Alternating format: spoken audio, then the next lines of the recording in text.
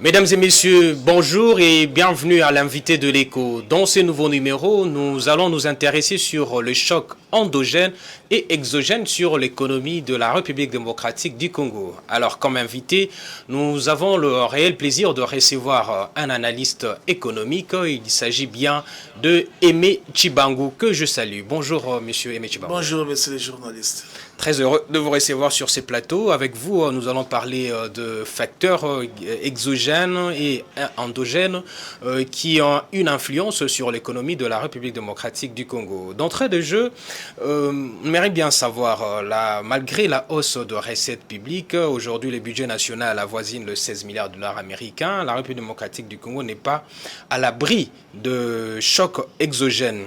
Qu'est-ce qui doit être fait afin de permettre à l'économie d'être résistant aux chocs exogènes? Avant d'abord de parler des chocs, j'aimerais qu'on explique d'abord ces chocs-là, qu'on explique réellement qu'est-ce qui se passe, pourquoi ces chocs-là ont un impact parfois négatif sur l'économie congolaise. Vous avez parlé des chocs endogènes et chocs exogènes. Et sur le plan endogène, il faut relever un certain nombre d'éléments qui bloquent notre économie, notamment la corruption.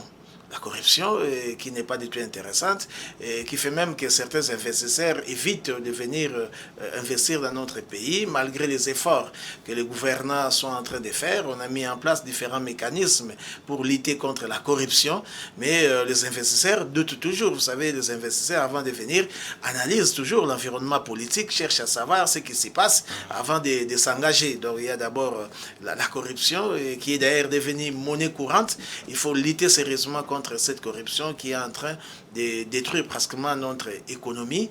Et à côté de ça, il y a les déficits en termes énergétiques. Oui. Vous savez, dans notre pays, il y a certains coins où les gens ne sont pas desservis en énergie électrique. Et ça pose problème pour que les industries, par exemple, fonctionnent à merveille. Il faut avoir de l'énergie. Il faut vraiment qu'il y ait de l'énergie qui doit permettre aux différentes machines de pouvoir fonctionner, de permettre la combinaison des inputs qui doivent nous donner les outputs. Il faut cela. À côté de ça aussi, il y a des voies de communication. Nous n'avons pas assez de routes. D'ailleurs, moi, j'ai toujours beau regretter pourquoi on avait privilégié la construction des sauts des moutons. On aurait dû privilégier la construction des routes secondaires et surtout les routes des dessertes agricoles. Donc, on devrait vraiment avoir ces éléments-là. Il y a aussi la multiplicité des taxes qui est aussi un autre élément qui bloque notre économie. Vous savez, il y a des taxes que certains agents économiques, les opérateurs économiques notamment, payent sans qu'il y ait même contrepartie. Ce qui n'est pas normal, nous savons. La différence entre taxes et impôts, c'est que quand on paye une taxe, il y a une contrepartie. Mais ces opérateurs économiques le payent sans contrepartie. L'impôt, il n'y a pas une contrepartie directe. Ça peut peut-être être indirect plus tard. Donc, mais tous ces éléments-là, à côté de ça, il y a le secteur informel.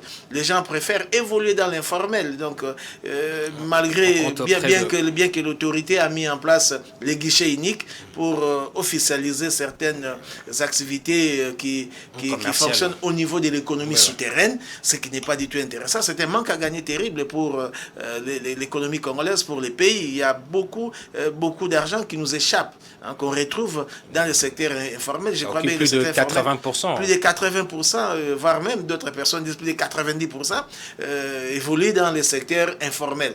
Donc, il y a tous ces éléments. Il y a même d'autres. Je ne vais pas trop m'attarder sur ça, mais j'ai énuméré quand même l'essentiel des éléments qui ont un impact négatif sur l'économie congolaise. Donc, ça, c'est concernant des chocs endogènes. Mais à côté des chocs endogènes, il y a des chocs externes.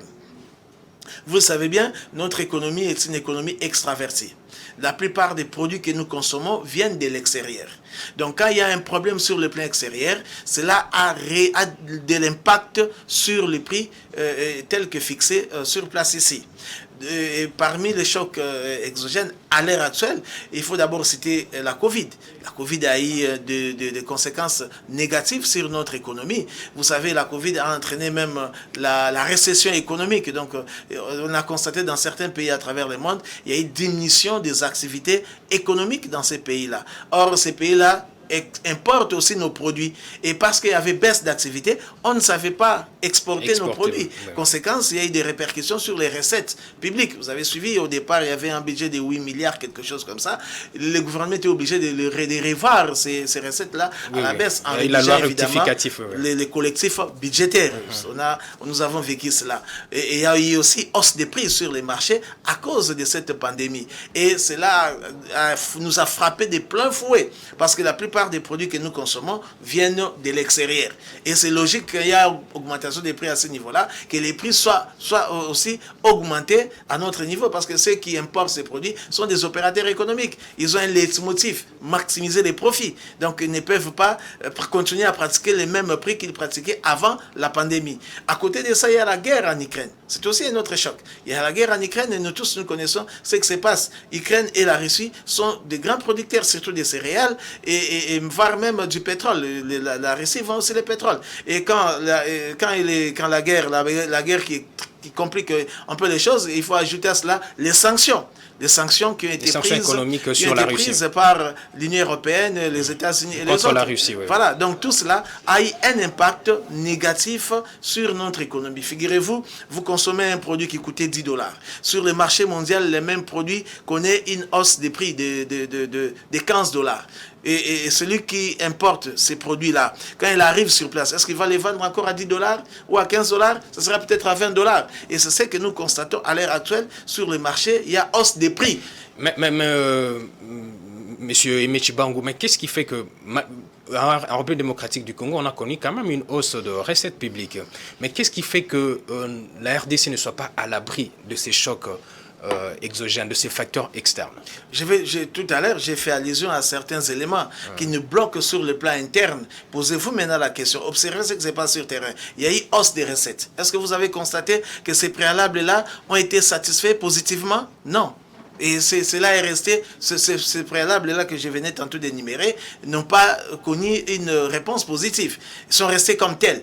Et bien qu'il y ait hausse des prix, les mêmes problèmes vont continuer. Donc il faut d'abord réunir ces préalables-là. Et évidemment, avec ces recettes qui sont en train d'augmenter, investir. Et je crois bien que c'est le travail qui est en train d'être fait sur le terrain. Et c'est comme ça que les gens constatent qu'il y a hausse des recettes, mais on semble ne pas palper les effets induits positifs de cet accroissement des recettes. Parce qu'il y a un travail qui est en train d'être fait. Parce qu'on voudrait pallier à tous ces problèmes que je venais tantôt d'évoquer ici. Donc vous avez constaté, il faut les problèmes de l'énergie électrique. Je viens d'apprendre, tout le monde est déjà au courant, que très bientôt, on va par exemple inaugurer les centres... la station qui doit desservir la ville de Kinshasa en énergie électrique, qui est au niveau de Kinsuka. Et cela n'est pas arrivé au hasard. Donc on a investi. Donc il y a un travail qui est en train d'être fait. On est en train de construire des routes. Vous apprenez, il y a différents programmes. Je ne vais pas faire allusion à tous ces programmes-là. C'est pour résoudre tous ces problèmes-là afin de sortir du marasme économique. Oui. Monsieur Emechi Bango, depuis l'avènement Depuis 2019, le président de la République, Félix Tshisekedi, a accédé à la magistrature suprême. Il y a un effort pour assainir les finances publiques. Et l'assainissement de finances publiques a-t-il un lien avec la résilience de l'économie congolaise face aux chocs externes? Ben oui, mais justement, ce n'est pas pour rien. Les différents pays ont connu des problèmes. Vous avez suivi, d'après les derniers rapports de la Banque mondiale, il a été dit que la RDC a bien géré la crise. On a cité, je crois, la RDC, le Sénégal et la Côte d'Ivoire. Des pays qui ont bien géré la crise. C'est vrai, il y a augmentation des prix, c'est vrai, il y a des problèmes, mais la RDC a quand même géré. Et jusqu'à réaliser quand même un taux intéressant en termes de croissance économique. Donc là, ce n'est pas moi, c'est plus cette structure qui s'intéresse à l'économie mondiale, qui observe comment les différentes économies évoluent plutôt. Donc là, on parle de la résilience, c'est déjà positif, mais il ne faut pas s'arrêter là. Il faut continuer à poser toujours des actes allant dans le sens de l'intérêt général. Mais quels sont ces actes qui doivent être posés pour répondre à l'intérêt général? Monsieur le journaliste, je vais vous donner un exemple très simple. Faites un tour au niveau des supermarchés. Allez voir. Vous verrez même, il y a des produits que vous allez trouver dans ces supermarchés. Jadis, nous étions des grands producteurs de ces produits-là. Mais à l'heure actuelle, nous sommes devenus importateurs. C'est la raison pour laquelle, là, moi je me dis, nous devons diversifier notre économie. Il faut diversifier l'économie. Il ne faut pas seulement s'arrêter au secteur minier. Il faut déjà penser à l'industrialisation.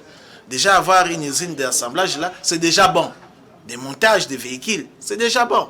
Mais il ne faut pas s'arrêter là. Il faut mettre en place des industries légères, des industries capables de nous produire de la nourriture. Nous avons un secteur agricole très intéressant. Il y a des produits qui pourrissent dans certains coins de la République. 80 millions de terres arables inexploitées. Tout à fait. Faites un tour au niveau à l'intérieur, vous allez vous-même vous en rendre compte. Moi, j'ai déjà essayé. Je me suis rendu compte qu'il y a des problèmes de voies de communication. Il nous faut nécessairement ces routes de desserte agricoles qui doivent permettre l'acheminement des biens, des produits du centre de production vers les centres de consommation. Donc vous soutenez que lorsqu'on diversifie l'économie du pays, et la République démocratique du Congo pourra faire face aux chocs externes. Exactement. Si nous-mêmes nous devons produire des produits que nous importons aujourd'hui, vous ne voyez pas que nous allons faire l'économie même de nos devises. Nous pouvons affecter cet argent à des secteurs qui ont un effet induit positif considérable et sur le reste du pays ou sur le reste de l'économie. Donc il nous faut cela. Il nous faut organiser, il nous faut comment régler les problèmes de l'énergie électrique. Les projets concernant les barrages d'Inga, c'est un projet qu'il faut prendre très très au sérieux. Il faut concrétiser ces projets-là. Il faut terminer cette histoire des ports à eau profonde, des bananes à permettre aux grands bateaux de pouvoir accoster là-bas. Oui. Moi, je sais qu'il y a eu par le passé certaines entreprises qui ont même refusé de venir investir ici, qui ont préféré aller au Ghana. Pourquoi? Parce qu'il n'y avait pas un port à eau profonde en RDC. Mais M. Mitch-Bamouméke, pensez-vous lorsque le gouvernement affirme que la guerre à l'Est est aussi un facteur limitant à la croissance ou à la stabilité économique du pays? Tout à fait. Je crois que c'est fait partie des chocs endogènes. Oui. Quand j'ai dit il y a d'autres chocs que je n'ai pas évoqués, heureusement, vous l'avez rappelé. C'est très important. Avec la sécurité qui règne dans l'Est du pays, tout l'argent qu'on affecte là-bas, vous comprenez, on peut l'affecter ailleurs. On peut affecter cet argent à des secteurs productifs qui peuvent nous rapporter gros et impulser réellement notre économie. Figurez-vous qu'on doit dépenser plus d'1 milliard. Mais si on prenait même 700 milliards ou 700 millions, on investit dans l'agriculture. Est-ce que vous pouvez imaginer l'impact positif d'un tel investissement? On investit dans l'éducation. Vous comprenez? Donc, tous ces éléments-là font que notre économie ne puisse pas fonctionner comme il se doit, malgré ou bien que le gouvernement est en train de faire des efforts là-dessus. Oui, vous parlez de la diversification de l'économie congolaise, mais il y a aussi d'autres experts qui proposent la mobilisation continue de recettes des industries extractives. Mais comment combiner évoluer faire fonctionner ces deux secteurs pour que l'économie congolaise soit encore plus efficace? Mais évidemment, est-ce que tout ce que le secteur minier rapporte au budget ou à l'économie, c'est suffisant? Il faut se poser des questions. Il y a trop de magouilles de ce côté-là. Vous comprenez? C'est vrai, moi je ne suis pas de ceux-là qui soutiennent la pression fiscale, qui risque de décourager les investisseurs.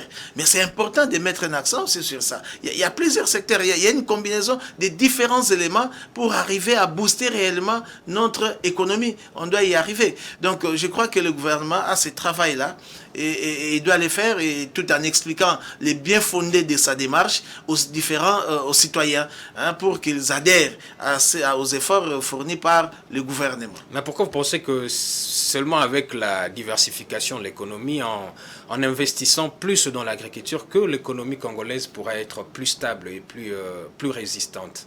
D'abord, vous savez, les problèmes des Congolais, c'est les problèmes du ventre. C'est un problème très sérieux. On a construit des seaux de moutons. Moi, j'ai vu des gens se plaindre. Ils arrivent, disent, mais les embouteillages n'ont pas fini. On a construit, on a vu ça. Ce sont des dépenses d'élix qu'on ne devrait pas effectuer en ces moments-ci. Pour le moment, il fallait des routes secondaires pour résoudre les problèmes des embouteillages. Ce n'était pas cette histoire des seaux de moutons. Vous Vous comprenez? Déjà, la population s'est plainte. Les gens peuvent monter et descendre, ils disent, mais nous, on a faim. Il faut résoudre ces problèmes-là, les problèmes de la famine. Il faut que les gens mangent bien. Pourquoi j'insiste sur le secteur agricole? Parce que quand il y a un surplus agricole, quand on commencera à produire comme il se doit, il y a des routes de dessert agricoles. Les producteurs se sentiront encouragés. Et ils vont alimenter les différents centres de consommation. Le surplus qui peut se dégager peut être exporté et nous rapporter d'autres devises. Vous comprenez? Et renflouer les trésors publics, permettre à l'État d'avoir les moyens pour financer d'autres secteurs. Évidemment, il faut combiner. Il faut combiner aussi avec les recettes provenant du secteur minier. Vous comprenez? Donc, quand ce travail, c'est une sorte de synchronisation, mais c'est à peu près cela. Donc il faut que tout ça intègre dans l'économie et pour que les gens voient clair, pour que nous puissions sortir du bourbier dans lequel nous sommes jusque-là. Mais que dites-vous de la situation du taux d'échange? C'est aussi un facteur négatif, un facteur qui fragilise l'économie du pays? Ben oui, mais pourquoi il y a demande de devises? Nous savons tous sur le marché mondial, pour importer les biens, la monnaie qui est utilisée, c'est le dollar américain. Évidemment, je l'ai dit parce que j'ai appris les pays faisant membre de cette structure BRIC comptent aussi lancer leur propre monnaie, ne plus recourir au dollar américain. Mais jusque-là, au moins, le dollar américain reste la monnaie de référence sur le marché mondial. Oui, monnaie de référence, mais on considère le BRICS comme l'organisation la plus puissante économiquement aujourd'hui, qui dépasse même le G7. Bon, là, c'est vous qui le dites. Moi, je ne voudrais pas affirmer des choses parce que je ne détiens pas des éléments à ces propos. C'est une information. Certains analystes le disent. Certains analystes le disent à travers le monde. Mais toujours est-il que les vrais problèmes, pourquoi il y a ces problèmes d'instabilité monétaire sur les marchés d'échange? Mais ça saute au clair. Quand il y a trop de demandes de devises, il y a moins d'offres. Qu'est-ce qui arrive? Il y a un déséquilibre. Il y a un goulet d'étranglement qui va s'exprimer par la hausse des prix des devises par rapport à la monnaie locale. Et c'est la raison pour laquelle j'insiste beaucoup sur la diversification de l'économie, en mettant un accent particulier sur l'agriculture et notamment mettre en place des industries légères, des industries qui peuvent nous permettre de produire des produits agricoles, donc des produits finis, des matières premières vers les produits finis, genre un peu d'agro-industrie. Nous devons les avoir parce que cela nous va éviter cette pression exercée sur la demande des devises sur les marchés. Parce que pour importer les produits, il faut avoir ces devises-là. Et quand il y a trop de demandes, c'est logique qu'il y ait hausse des prix. Oui, mais il faut avoir la monnaie américaine. Mais comment répondez-vous face à la politique de la dédollarisation? Est-ce une approche assez adéquate pour permettre au pays de maintenir sa stabilité économique? Oui, cette approche-là, il faut la soutenir. C'est très important de soutenir la dédollarisation. En Angola, ils l'ont fait, c'est vrai, les gens ont souffert. Mais il faut d'abord sensibiliser les gens, qu'ils comprennent les bien fondés de cette démarche-là. Parce que c'est pas normal. Vous êtes au niveau de la station d'essence, vous sortez 10 $ pour acheter quelques litres. Et les pompiers, lui, les mêmes gentils, vous retournent quelques billets. Il vous dit, non, prenez des 1000 ou 3000, vous les retournent. Si vous avez acheté un carburant de 18 000 francs, par exemple, et vous lui prêtez, vous lui donnez les dollars américains. C'est tout à fait inacceptable. Un pays qui ne sait pas protéger sa monnaie aura toujours des problèmes. C'est comme ça que nous avons des problèmes. Vous verrez, la plupart des opérations que nous effectuons sur les marchés, nous demandent, nous exigent l'utilisation des dollars. Et parfois même, nous trouvons cela intéressant. Alors que ces comportements détruisent même notre économie. Et tout ça exerce des pressions sur la demande des devises. Parce que ce n'est pas normal dans un pays, vous avez votre monnaie, vous effectuez des opérations en dollars. C'est insensé. Ou carrément adopter cette monnaie comme monnaie de référence, comme monnaie que vous allez dorénavant utiliser dans votre économie. Moi, je crois qu'il faut apprécier cela, mais seulement il faut expliquer les biens fondés d'une telle démarche auprès des citoyens. Non, il faut dédollariser l'économie de la République démocratique du Congo. Il faut dédollariser. Oui, monsieur Emechi Bangou, il y a aussi cette problématique il y a le comité de politique monétaire de la Banque centrale qui, dans son rapport, a indiqué que le cadre macroéconomique est globalement stable au niveau national. Malgré l'impact de chocs externes et internes, l'économie congolaise est résiliente avec une croissance prévue à 8% pour 2023, mais c'était à 8,5% en 2022. Quelle analyse faites-vous lorsqu'on dit que le cadre macroéconomique congolais est stable, malgré les chocs internes et externes? Oui, ça c'est le comité, vous avez dit. Oui, le comité de politique monétaire de la Banque centrale. De politique monétaire qui l'a dit. J'ai même suivi la gouverneure de la Banque centrale qui ne s'étonnait pas, qui ne s'inquiétait pas du fait de l'instabilité ou de la dépréciation du franc congolais. Je l'ai vu. Elle ne s'inquiétait pas. Mais ça pose problème pour des gens qui ont un revenu en francs. Vous comprenez? Revenu fixe, ça pose problème. Aujourd'hui, vous touchez 1000 dollars, 1000 francs congolais ou 100 000 francs congolais. À quel taux? Le taux était par exemple de 22 et le taux aujourd'hui est en train d'avoisiner 24. Ça doit inquiéter. Il faut mettre en place des stratégies pour stabiliser cette monnaie. Et des gens qui font des affaires et qui ne perçoivent que les francs congolais auront des problèmes. Vous comprenez? Donc, parler de la stabilité du cadre macroéconomique, il ne faudrait pas que cela soit seulement théorique. Il faut que les gens palpent cela dans la réalité. Hein, c'est cela qui mettra les gens d'accord. Parce qu'il y a des gens même qui disent que non, tout ce qu'on présente comme chiffres et autres, c'est les maquillages. C'est le maquillage, parce que dans ces pays, on a connu cela. On maquille des chiffres, on vous les présente. Si vous ne savez pas analyser, vous gobez et vous dites que tout va bien. Mais sur le terrain, il y a un vrai problème. Parce que quand vous regardez les paniers de la ménagère, ça pose problème. Vous parlez de la stabilité, mais là, il y a un problème. Les gens constatent chaque jour hausse des prix. Et parfois même, ceux qui ne sont pas au courant pensent que c'est le gouvernement qui est à la base. Nous venons tantôt de parler des chocs exogènes ici, qui sont à la base de cette hausse des prix des biens et services sur les marchés des biens et services. Donc les citoyens moyens, les petits peuples ne vont pas comprendre ces discours-là. Il faut poser des actes. C'est vrai, on peut, par exemple, si le taux est flottant, ça peut se comprendre. Oui. Peut-être au niveau de la Banque centrale, on a dit, bon, aussi longtemps les taux n'arrivent pas à 30, c'est que c'est bon. Peut-être il y a une fourchette.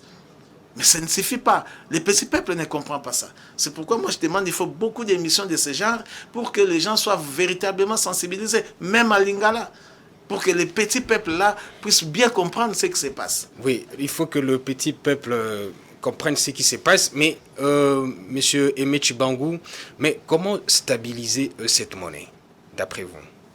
Comment stabiliser cette monnaie? Alors là, moi, je dirais ceci. Je reviens toujours à ce que je suis en train de dire tout à l'heure ici. Il faut commencer à produire. Il faut produire quoi? Des produits dont nous sommes aujourd'hui importateurs. Ça diminuera la demande des devises. Ça, c'est un élément. Un autre élément, il faut prendre d'autres mesures. Notamment augmenter les taux d'intérêt de la Banque centrale, pour diminuer cette demande de devises au niveau des banques commerciales. C'est aussi un autre élément.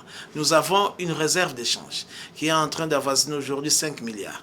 Pourquoi ne pas prendre quelques billets et injecter sur le marché pour couvrir la masse monétaire qui circule en termes de francs et ainsi rétablir l'équilibre sur les marchés d'échange. Voilà. Mais avec un budget qui avoisine 16 milliards de dollars américains, est-ce que l'économie de la RDC peut être résistante? Ou bien il faudra encore plus pour la RDC pour résister face à n'importe quel choc? Monsieur le journaliste, quand vous parlez du budget, ce n'est qu'une prévision. Oui. Budget, ça signifie qu'on n'a pas encore réalisé les 16 milliards. Nous allons aborder ce discours, nous serons convaincus. Quand nous allons atteindre les mois de décembre, c'est à ce moment-là qu'on saura que nous avons réalisé 16 milliards. Donc jusque-là, il faut parler de 16 milliards en termes de prévisions. Ce n'est pas encore réalisé. Et le gouvernement est en train de travailler, petit à petit, mobilise l'argent, on va faire les comptes au moment opportun.